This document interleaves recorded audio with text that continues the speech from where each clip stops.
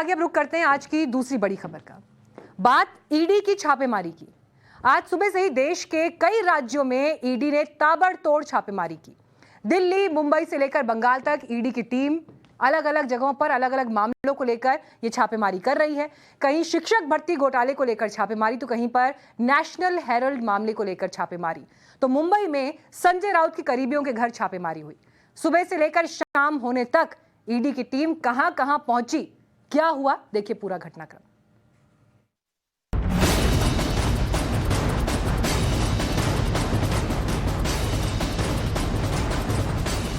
तीन घोटाले और 3 red.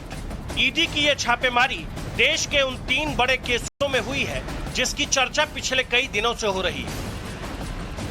National Herald case, Bengal में शिक्षक भर्ती घोटाला और महाराष्ट्र में पात्रा चौल घोटाले को लेकर ईडी की टीम मंगलवार सुबह से ही ताबड़तोड़ छापेमारी की।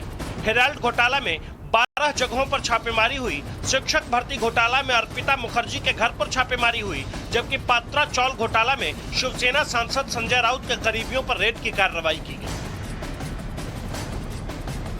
सबसे पहले बंगाल चलते हैं, जहां अर्पिता मुखर्जी के कोलकाता वाले एक फ्लैट पर ईडी ने छापेमारी की और करीब 3 से 4 जगहों पर तलाशी अभियान चलाया। उसी फ्लैट पर ईडी की टीम ने छापेमारी की है, जहां की सीसीटीवी क्लिप को पहले ही वो ले जा चुकी है। आप यहाँ किसका फ्लैट है? अर्पिता जी का क्या पूरा बिल्डिंग है? 6 फ्लैट है, वो 5 फ्लैट है, ये हॉस्पिटल का कॉन्टेक्ट है और एक फ्लैट है भाड़ा पर लगा हुआ। तो यहाँ अर्पिता जी आती थी रेगुलर? नहीं। आप क्या केयर टेकर है? हाँ, यहाँ पर एक बार आया मैडम, 6 महीना होता है रहा और आया, उतरा, देख लिया, चला गया। Well, we are speaking to the caretaker over here. दादा, अर्पिता जी क्या आती थी यहाँ? कौन? अर्पिता मुखर्जी? हाँ, एक दिन आया था, 6 महीना होता है आगे। ये पूरा फ्लैट उनका क्या करती थी यहाँ पे? कौन कौन आते थे? सब डॉक्टर सब है, हॉस्पिटल डॉक्टर सब रहता है। एक तरफ छापेमारी चल रही थी, दूसरी तरफ अर्पिता मुखर्जी का दावा है कि फ्लैट में मिले रुपए उनके हैं ही नहीं। दावे तो ये भी हैं कि घर में पैसे उनकी गैर मौजूदगी में रखे गए थे। बंगाल के साथ ही ईडी की छापेमारी दिल्ली समेत देश के कई बाकी राज्यों में भी चल रही थी, लेकिन मामला दूसरा था। सोनिया गांधी और राहुल गांधी से पूछताछ के बाद नेशनल हेराल्ड मामले में देश के कुल 12 जगहों पर छापेमारी की गई। ईडी को अभी एजेएल के अधिग्रहण संबंधी दस्तावेज की तलाश है, इसीलिए कोलकाता में डोटेक्स कंपनी और सुनील भंडारी के ठिकानों पर रेड की गई। डोटेक्स वही कंपनी है जिसने एजेएल को 1 करोड़ रुपए का लोन दिया था। ईडी की छापेमारी की खबर के साथ ही कांग्रेस इस मामले पर हमलावर हो गई। राहुल गांधी ने सोशल मीडिया पर लिखा कि ईडी की रेड जनता की आवाज को दबाने की कोशिश है।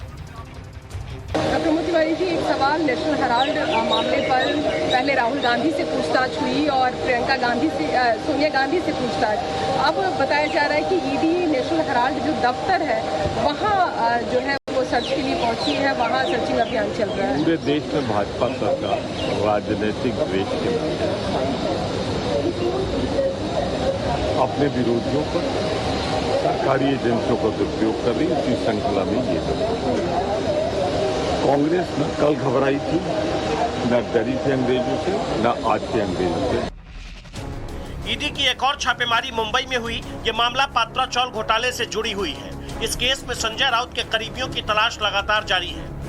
पात्रा चौल घोटाले में ईडी की 3 जगहों पर रेड हुई। आरोपी संजय राउत अभी भी ईडी की हिरासत में है। संजय राउत के करीबियों की तलाश ईडी कर रही है। तो ईडी की टीम लगातार अलग अलग मामलों में देश के कई राज्यों में छापेमारी कर रही है और जिस अंदाज में ये छापेमारी चल रही है, उसके बाद ये कहने में कोई गुरेज नहीं कि देश में अभी ईडी काल चल रहा है। Bureau report, times now, Navbharat. और नेशनल हेराल्ड घोटाले में ईडी की कार्रवाई को लेकर केंद्रीय मंत्री अनुराग ठाकुर ने कांग्रेस पर निशाना साधा है। वो कह रहे हैं कि 1000 करोड़ की संपत्ति को कैसे हड़प लिया जाता है, इसका उदाहरण है नेशनल हेराल्ड। उन्होंने पूछा कि कांग्रेस नेता और गांधी परिवार क्या देश के कानून से ऊपर है?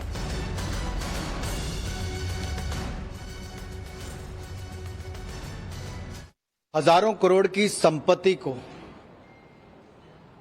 कैसे हड़प लिया जाए, इसका सबसे बड़ा उदाहरण नेशनल हेराल्ड घोटाला है। और वो किसी और ने नहीं, सोनिया गांधी जी, राहुल गांधी जी उसकी जांच में घिरे हैं, जमानत पर बाहर हैं, लेकिन जांच से भागना चाहते हैं।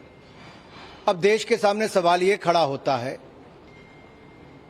कि जो घड़ियाली आंसू कांग्रेस के नेता बहाते हैं, ये अपने आप में दिखता है कि भ्रष्टाचार को छिपाने का प्रयास कर रहे हैं, जांच को रोकने का प्रयास करते हैं। क्या कांग्रेस के नेता जांच एजेंसियों से बाहर हैं? क्या कांग्रेस के नेताओं पर देश का कानून लागू नहीं होता?